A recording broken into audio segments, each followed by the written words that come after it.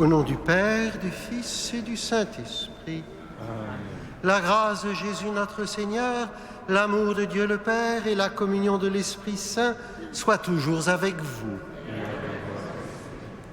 Cette messe de ce vendredi de la première semaine de Carême est offerte pour le repos de l'âme de Paul Claudel. C'est cette année le 60e anniversaire de son rappel à Dieu. Nous aurons aussi la joie de pouvoir également prier grâce à un violoniste. Hommage aux chrétiens d'Orient, de pouvoir prier aussi sur de la beauté. Dégage-moi de mes tourments, Seigneur, vois ma misère et ma peine, enlève tous mes péchés.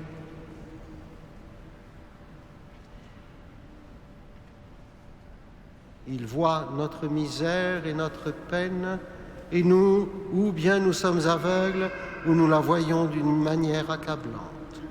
Que notre regard soit converti aussi sur notre misère et notre peine, et que la visitation de lui avec son pardon nous en libère pour que nous puissions le recevoir dans son Eucharistie dignement.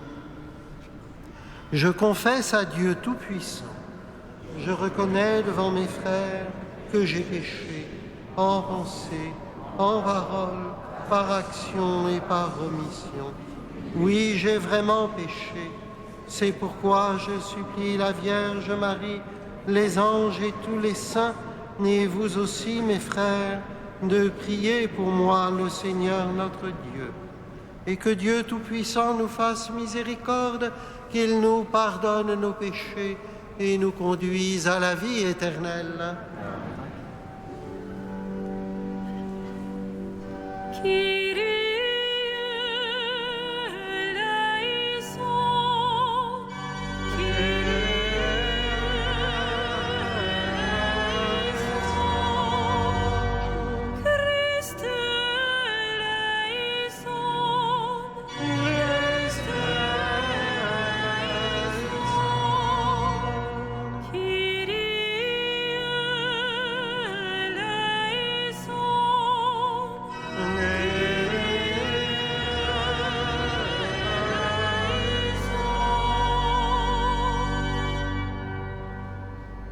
Prions le Seigneur.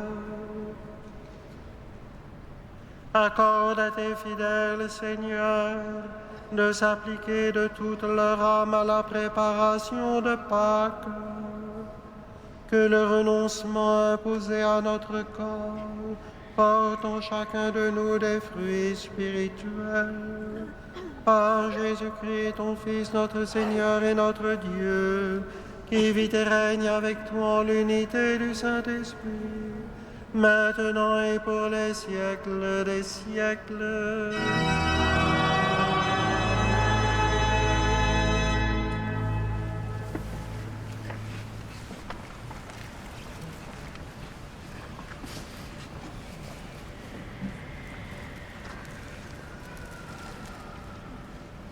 Lecture du livre du prophète Ézéchiel. Ainsi parle le Seigneur Dieu. Si le méchant se détourne de tous les péchés qu'il a commis, s'il observe tous mes décrets, s'il pratique le droit et la justice, c'est certain, il vivra, il ne mourra pas. On ne se souviendra d'aucun des crimes qu'il a commis. Il vivra à cause de la justice qu'il a pratiquée. Prendrai-je donc plaisir à la mort du méchant, oracle du Seigneur Dieu, et non pas plutôt à ceux qui se détournent de sa conduite et qu'ils vivent? Mais le juste, s'il se détourne de sa justice et fait le mal, en imitant toutes les abominations du méchant, il le ferait et il vivrait.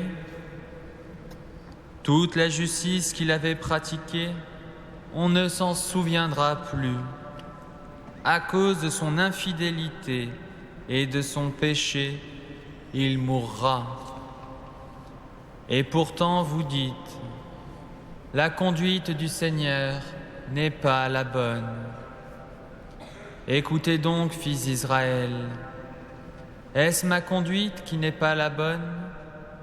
N'est-ce pas plutôt la vôtre? Si le juste se détourne de sa justice, commet le mal et meurt dans cet état, c'est à cause de son mal qu'il mourra. Si le méchant se détourne de sa méchanceté pour pratiquer le droit et la justice, il sauvera sa vie. Il a ouvert les yeux et s'est détourné de ses crimes. C'est certain, il vivra, il ne mourra pas. Parole du Seigneur.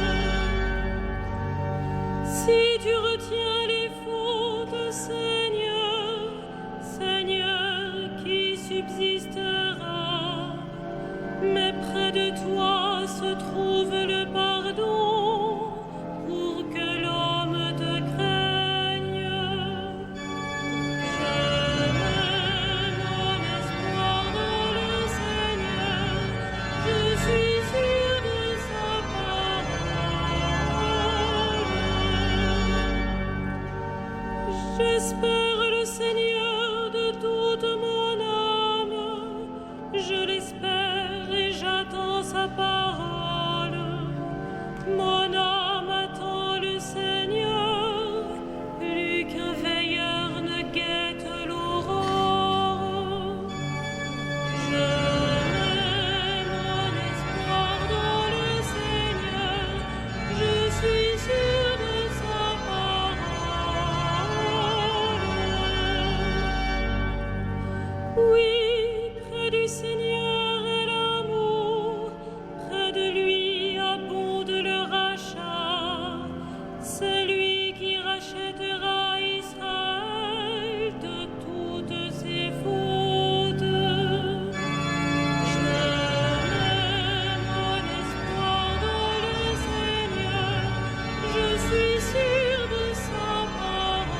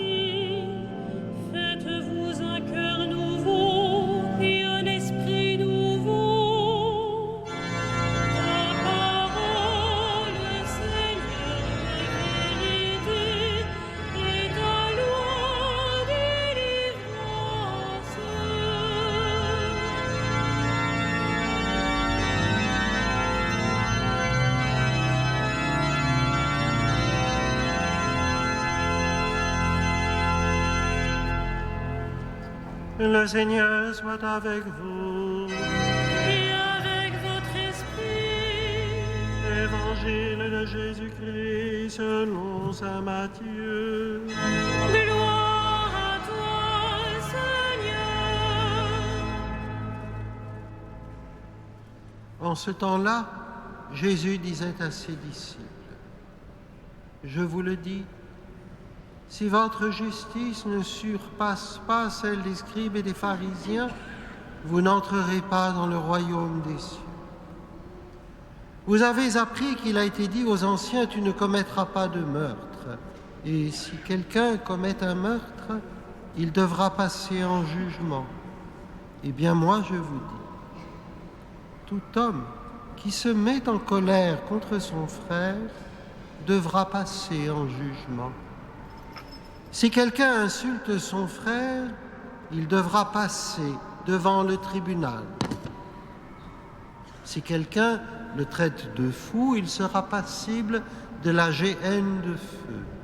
Donc, lorsque tu vas présenter ton offrande à l'autel, si là, tu te souviens que ton père a quelque chose contre toi, laisse ton offrande là devant l'autel, va d'abord te réconcilier avec ton frère et ensuite viens présenter ton offrande. Mets-toi vite d'accord avec ton adversaire pendant que tu es en chemin avec lui pour éviter que ton adversaire ne te livre au juge, le juge aux gardes et qu'on ne te jette en prison. Amen, je te le dis, tu n'en sortiras pas avant d'avoir payé jusqu'au dernier sou. Acclamons la parole de Dieu. Louange à toi, Seigneur Jésus.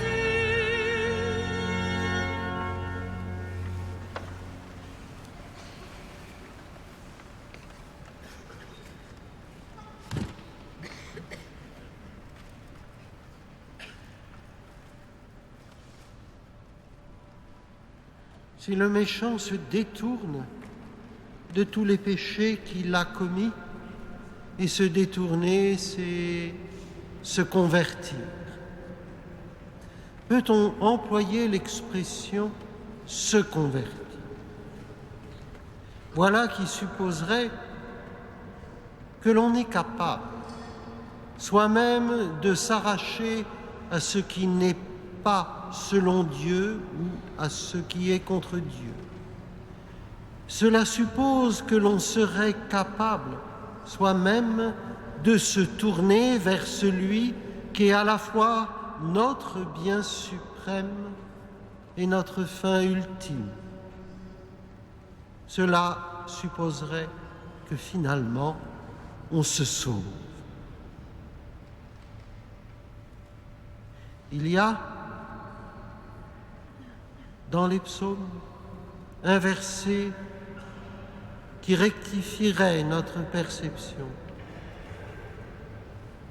Tourne-moi vers toi, Seigneur, et je serai converti. Et puis encore, cette phrase du Sauveur lui-même, une fois élevé de terre, j'attirerai tout à moi, en sorte que on ne se tourne pas vers Dieu, mais c'est lui qui exerce son attraction et qui nous tourne vers lui. On ne va pas vers lui, mais c'est lui qui nous attire à lui-même.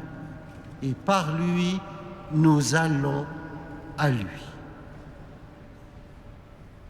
Ce chemin de conversion est donc une attitude reçue.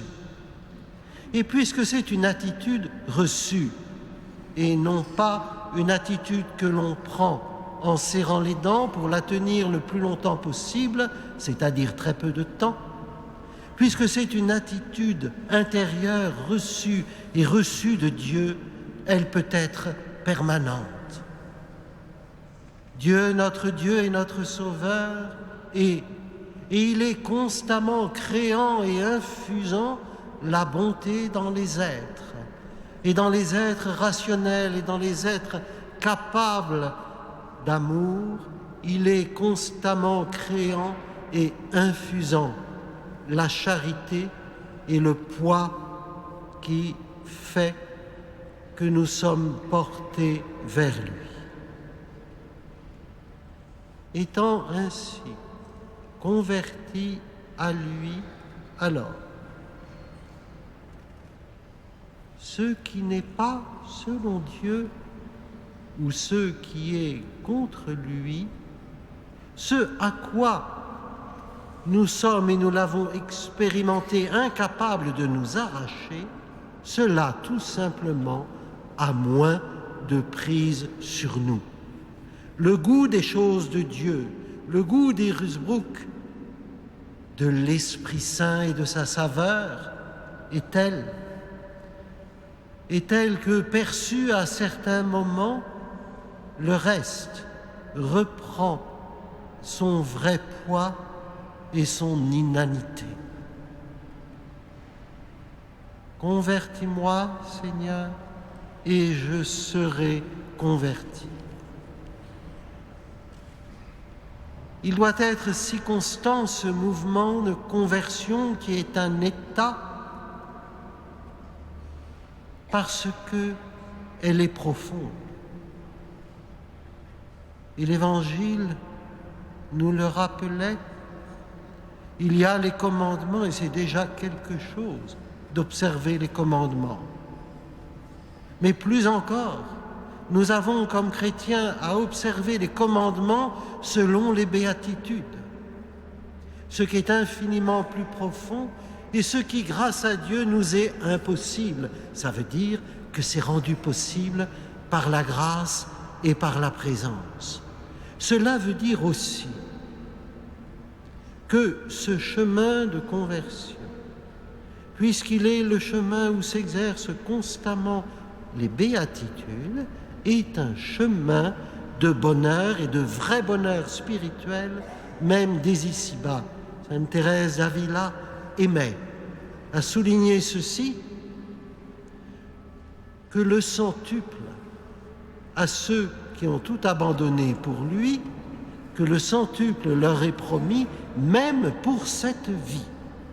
Non pas, bien sûr, quantitativement, mais nous entrons dans un autre ordre, l'ordre de la charité, l'ordre des biens spirituels, l'ordre du goût de Dieu, du toucher de Dieu, l'ordre de celui où l'on respire Dieu et où on a parfois aussi la joie et la vraie joie profonde de pouvoir distiller autour de soi, à la place des gouttelettes légèrement empoisonnées qui viendraient de nous-mêmes, de pouvoir distiller ces quelques gouttes de l'amour véritable de Dieu, cette charité divine, éternelle en son origine, que chantait Racine, et qui, elle aussi, est diffusée et créée dans nos cœurs et parfois à travers nous, dans le cœur d'autrui.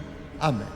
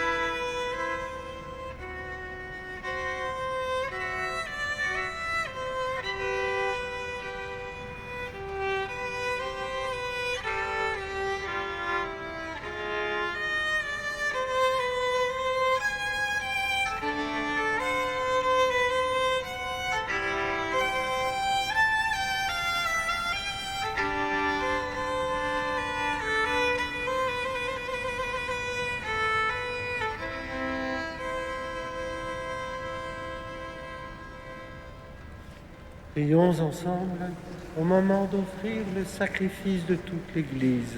La gloire de Dieu et le salut. Accueille avec bonté, Seigneur, le sacrifice offert dans cette Eucharistie. C'est par lui que tu as voulu nous montrer ta pitié et nous rendre la vie dans la puissance de ton amour, par Jésus le Christ, notre Seigneur. Le Seigneur soit avec vous. Et avec votre esprit, Élevons notre cœur nous le tournons vers le Seigneur. et rendons grâce au Seigneur notre Dieu. Cela est juste et bon. Vraiment, il est juste et bon de te rendre gloire, de t'offrir notre action de grâce toujours et en tout lieu. À toi, Père très saint, Dieu éternel et tout-puissant. Et tu offres à tes enfants ce temps de grâce pour qu'ils retrouvent la pureté du cœur. Et tu veux qu'ils se libèrent de leurs égoïsmes, afin qu'en travaillant ce monde qui passe, ils s'attachent surtout aux choses qui ne passent pas. C'est pourquoi avec les anges et tous les saints, nous chantons et proclamons.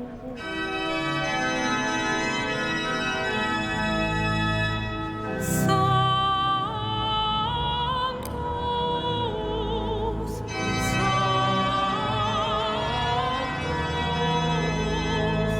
Sanctus,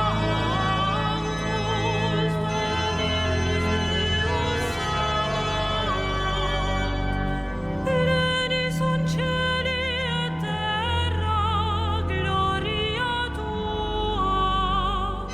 Hosanna in excelsis.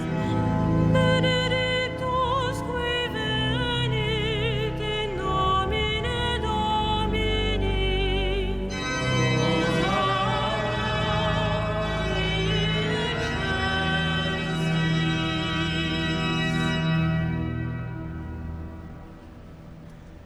Tu es vraiment saint, Dieu de l'univers, et toute la création proclame ta louange, car c'est toi qui donnes la vie, c'est toi qui sanctifies toutes choses par ton Fils Jésus-Christ notre Seigneur, avec la puissance de l'Esprit Saint. Et tu ne cesses de rassembler ton peuple, afin qu'il te présente partout dans le monde une offrande pure. C'est pourquoi nous te supplions de consacrer toi-même les offrandes que nous apportons. Sanctifie-les par ton Esprit pour qu'elles deviennent le corps et le sang de ton Fils, Jésus-Christ notre Seigneur, qui nous a dit de célébrer ce mystère. La nuit même où il fut livré, il prit le pain. En te rendant grâce, il le bénit, le rompit et le donna à ses disciples en disant : Prenez et mangez-en tous, ceci est mon corps livré pour vous.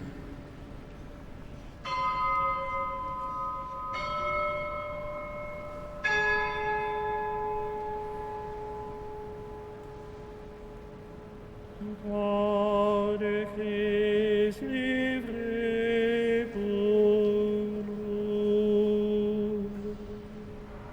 Corps de Christ livré pour nous.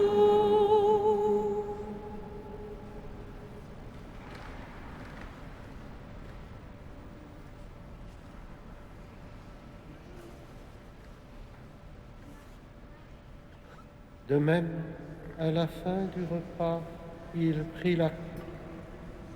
En te rendant grâce, il la bénit et la donna à ses disciples en disant : Prenez, buvez-en tous, ceci est la coupe de mon sang, le sang de l'alliance nouvelle et éternelle qui sera versé pour vous et pour la multitude en rémission des péchés. Vous ferez cela en mémoire de nous.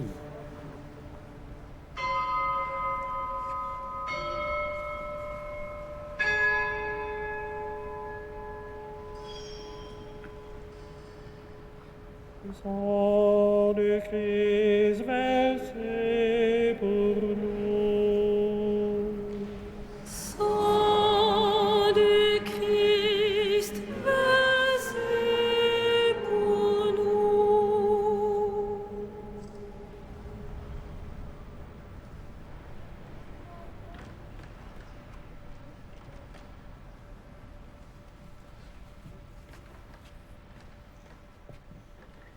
En faisant mémoire de ton Fils, de sa passion qui nous sauve, de sa glorieuse résurrection et de son ascension dans le ciel, alors que nous attendons son dernier avènement, nous présentons cette offrande vivante et sainte pour te rendre grâce. Regarde, Seigneur, le sacrifice de ton Église et daigne y reconnaître celui de ton Fils, qui nous a rétablis dans ton alliance. Quand nous serons nourris de son corps et de son sang et remplis de l'Esprit Saint, accorde-nous d'être un seul corps et un seul esprit dans le Christ.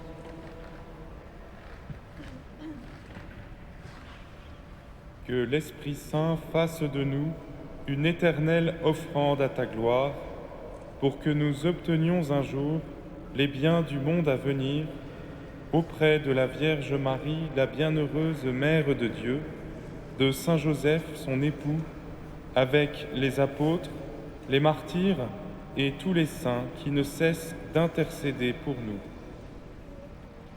Et maintenant, nous te supplions, Seigneur, par le sacrifice qui nous réconcilie avec toi, étends au monde entier le salut et la paix. Affermis la foi et la charité de ton Église au long de son chemin sur la terre. Veille sur ton serviteur, le pape François, et notre évêque André, l'ensemble des évêques, les prêtres, les diacres et tout le peuple des rachetés.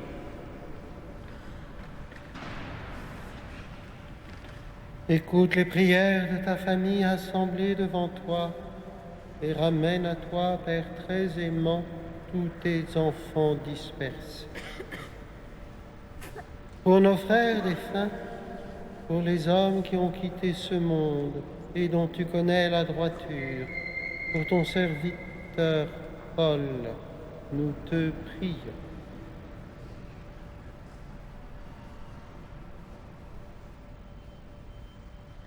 Reçois-les dans ton royaume où nous espérons être comblés de ta gloire, tous ensemble et pour l'éternité, par le Christ notre Seigneur, par qui tu donnes au monde toute grâce et tout bien.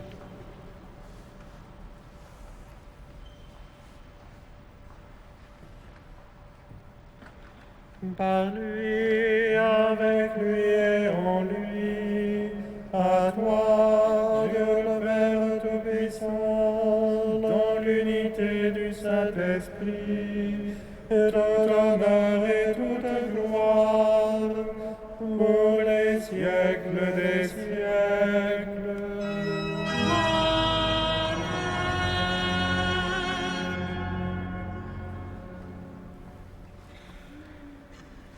Unis dans le même esprit, nous pouvons dire avec confiance la prière que nous avons reçue du Sauveur.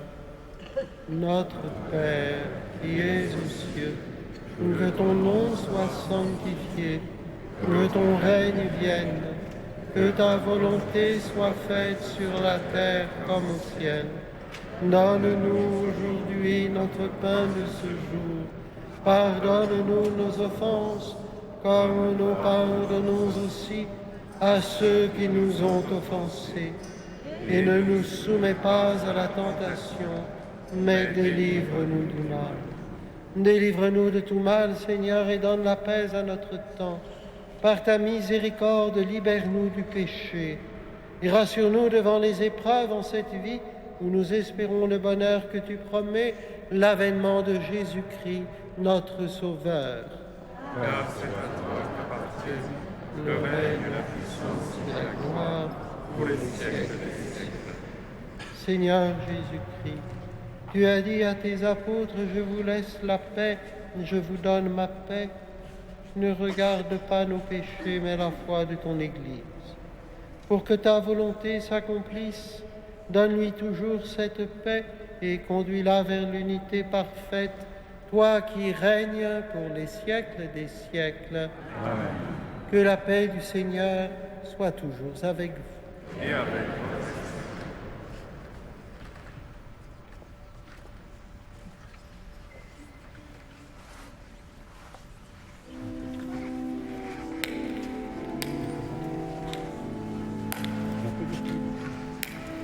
Agnus Dei, qui tollis peccata mundi, miserere nobis. Agnus Dei, qui tollis peccata mundi, miserere nobis. Agnus Dei, qui tollis peccata mundi, dona nobis pacem.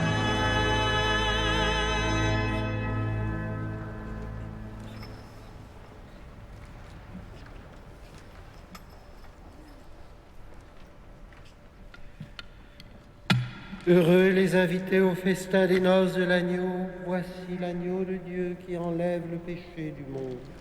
Seigneur, je ne suis pas digne de te recevoir, mais dis seulement une parole et je serai guéri.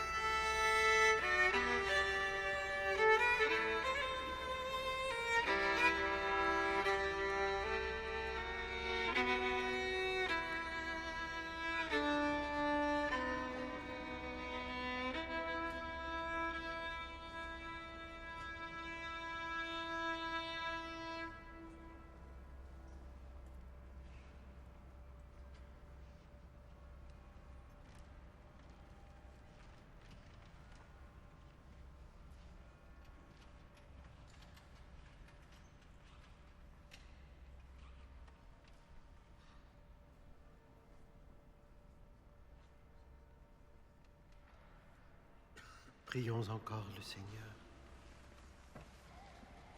De ce repas dont tu nous as nourris, Seigneur, nous attendons un renouveau, qu'il arrache nos cœurs à leur vieillissement pour nous faire communier au mystère du salut par Jésus le Christ, notre Seigneur. Amen. En ce soir du premier vendredi de Carême, comme chaque soir des vendredis de Carême, après l'ostension et la vénération solennelle de la Sainte Couronne d'Épines de l'après-midi, a lieu une ostension, une vénération silencieuse et spirituelle pendant quelques instants. Que le contact avec le Christ dans l'Eucharistie, contact sacramentel, contact sensible, vienne approfondir encore ce contact spirituel de lui, Sauveur avec nous, qui avons besoin d'être sauvés.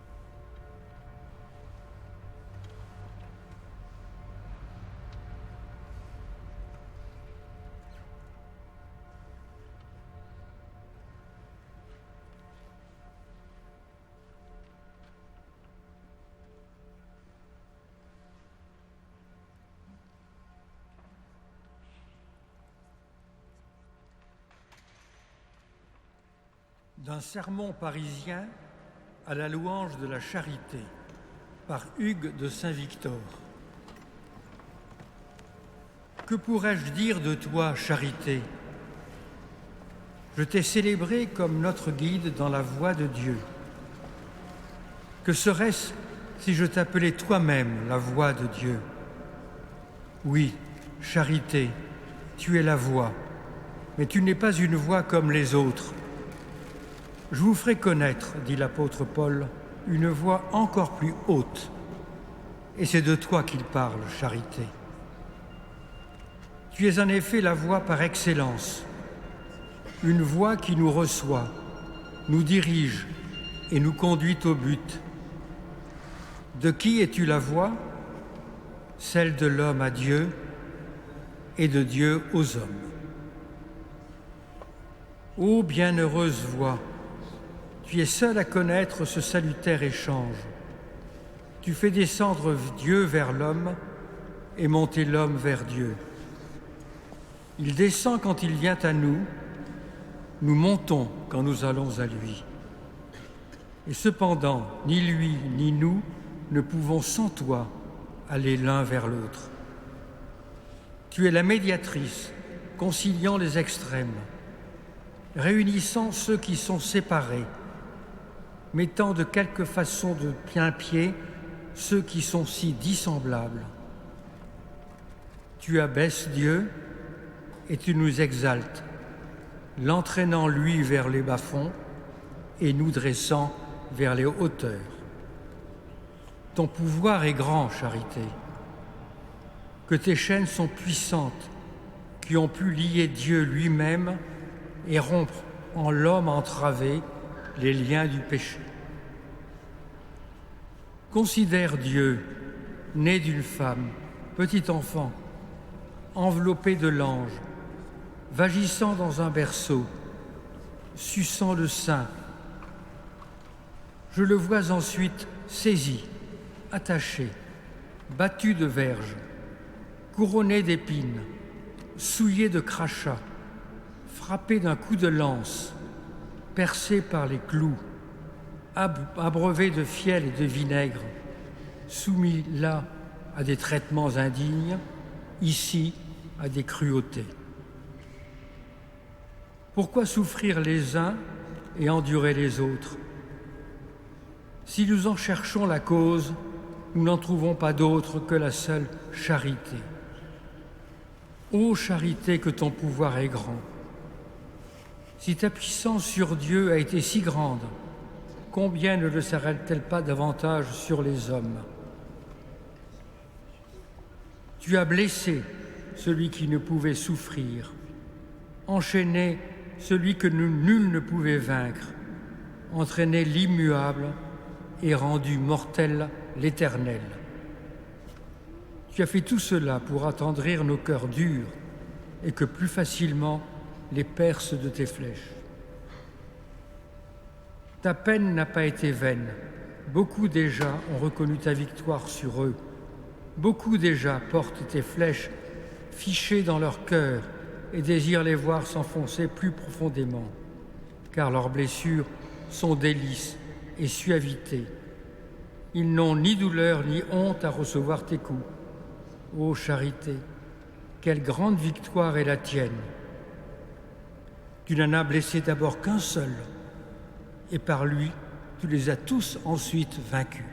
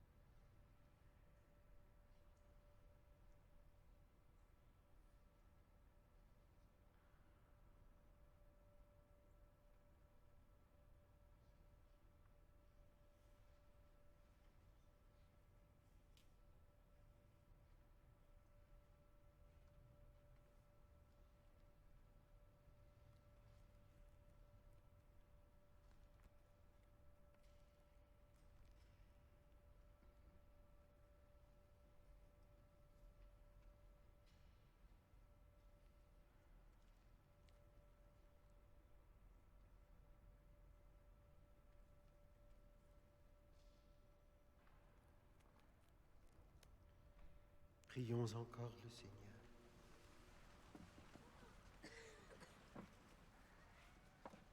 Tu nous as réunis, Seigneur, pour que nous accueillions ta volonté sur nous.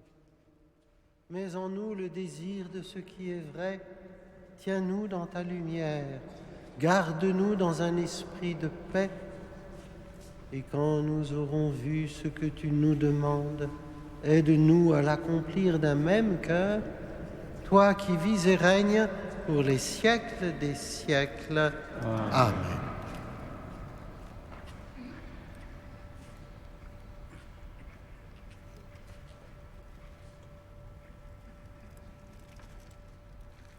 Le Seigneur soit avec vous et que Dieu Tout-Puissant vous bénisse et vous garde, le Père, le Fils et le Saint-Esprit.